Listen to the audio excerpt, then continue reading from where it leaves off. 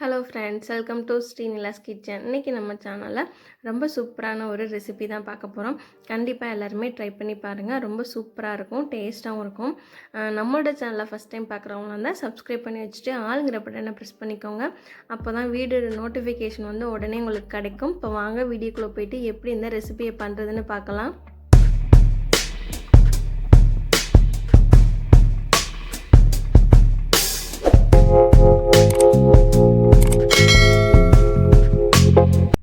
இதை செய்கிறதுக்கு பார்த்திங்கன்னா, மெஷரிங் கப்பில் ஒரு 3/4 கப் அளவுக்கு பச்சரிசியும், ஒரு 1/2 கப் அளவுக்கு பார்த்திங்கன்னா சாப்பாட்டு அரிசி, நம்ம நார்மலாக சாப்பிட்றோம்ல சாப்பாட்டரிசி, அதை யூஸ் பண்ணிக்கலாம். அப்படி இல்லைன்னா நீங்கள் இட்லி அரிசி கூட யூஸ் பண்ணிக்கலாம். ரெண்டையும் பார்த்திங்கன்னா ஒரு 2 மணி நேரத்துக்கு ஊற வச்சு எடுத்திருக்கேன். உங்களுக்கு டைம் இல்லை அப்படின்னா சுடுதண்ணி ஊற்றி 1/2 மணி நேரம் ஊற வச்சு எடுத்துக்கோங்க, நல்லா ஊறிடும். இப்போ அது எல்லாத்தையுமே வந்து மிக்சர் ஜாரில் மாற்றிட்டு இதை வந்து நல்லா நைஸாக வந்து அரைச்சி எடுத்துக்கலாம். ஃபஸ்ட்டு இந்த மாதிரி அரைச்சதுக்கப்புறம் இதை வந்து ஒரு பவுலில் வந்து ஊற்றி வச்சுக்கலாம். மாவு வந்து நல்லா ரொம்ப தண்ணியாக அரைக்காமல் கரெக்டான ஒரு இட்லி மாவு பதத்துக்கு வந்து அரைச்சி எடுத்துக்கோங்க.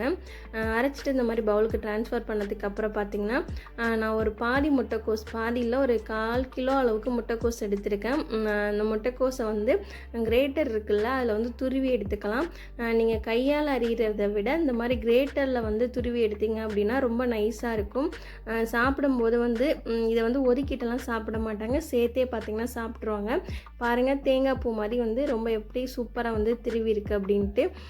இதுக்கப்புறம் வந்து பார்த்திங்கன்னா எல்லாத்தையுமே துருவியாச்சு.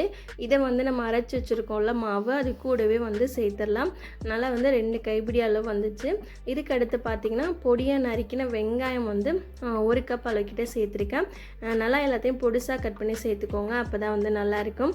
அதுக்கடுத்து இது கூடவே வந்து ஒரு 1/2 டீஸ்பூன் பார்த்திங்கன்னா ஜீரகம் சேர்த்துருக்கேன்.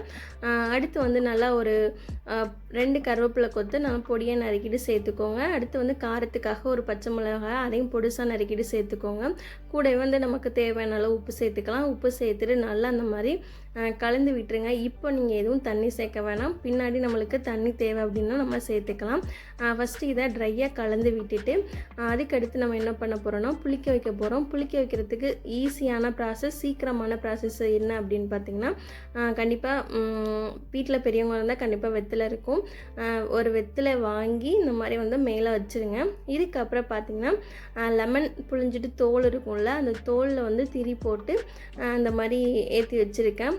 இந்த மாதிரி பண்ணும்போது பார்த்திங்கன்னா ரொம்ப சீக்கிரமாக வந்து ஃபெர்மெண்டேஷன் ஆயிரும். அதாவது ரொம்ப சீக்கிரமே மாவு வந்து பார்த்திங்கன்னா புளிச்சு வந்துடும். இதை வந்து ஒரு 1 மணி நேரத்துக்கு விட்டால் போதும். இந்த மாதிரி பாதி க்ளோஸ் பண்ணிவிட்டு விட்டுட்டிங்கன்னா இது வந்து ஒரு 1 மணி நேரத்துலேயே நல்லா புளிச்சு வந்துடும். பாதி வந்து பார்த்திங்கன்னா ஓப்பனில் தான் இருக்கும், பாதி க்ளோஸில் இருக்கும்.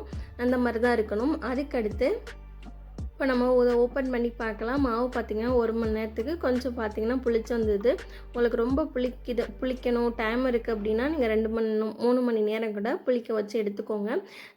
விளக்கில் மட்டும் இடையில செக் பண்ணிக்கோங்க. எண்ணெய் இல்லை அப்படின்னா கொஞ்சமாக எண்ணெய் ஊற்றி இந்த மாதிரி எடுத்துக்கோங்க. அடுத்து எல்லாத்தையுமே எடுத்துட்டு இப்போ நம்ம வந்து கலந்து விட்டுக்கலாம். டைட்டாக தான் இருக்குது. இப்போ வந்து நமக்கு தேவையான அளவு வந்து தண்ணி சேர்த்துக்கலாம். ரொம்ப சேர்க்க வேண்டாம், ஒரு கிளாஸ் அளவுக்கு சேர்த்தா கரெக்டாக இருக்கும். தண்ணி சேர்த்துட்டு மாவு நல்லா இந்த பதத்துக்கு கலக்கி விட்டுக்கோங்க. இதுக்கு அடுத்து நம்ம அடை தோசை மாதிரி சுட்டு எடுத்துக்கலாம். அதுக்கு ஒரு அடுப்பில் பார்த்திங்கன்னா பேன் வச்சுருக்கேன். பேனில் வந்து நல்லா ஆயிலை வந்து க்ரீஸ் பண்ணி விட்டுக்கோங்க. ஆயில் பேனில் இருந்தால் தான் வந்து கொஞ்சம் எடுக்கிறதுக்கு வரும், அதனால தான். நல்லா கல் சூடானதுக்கப்புறம் நம்ம ஊற்றி எடுத்துக்கலாம். நல்லா அந்த 2 கரண்டி மாவு பார்த்திங்கன்னா ஊற்றிருக்கேன். ஊற்றிட்டு இந்த மாதிரி நல்லா தேய்ச்சி விட்டுக்கோங்க. நீங்கள் நல்லா இன்னும் மெலிசாக தேய்க்கிறதா இருந்தாலும் தேய்ச்சிக்கலாம். தோசை வந்து பார்த்திங்கன்னா ரொம்ப சூப்பராகவே இருக்கும், ரொம்ப ரொம்ப டேஸ்ட்டாக இருக்கும். ஒரு ஹெல்தியான பிரேக்ஃபாஸ்ட் ரெசிபின்னு கூட சொல்லலாம்.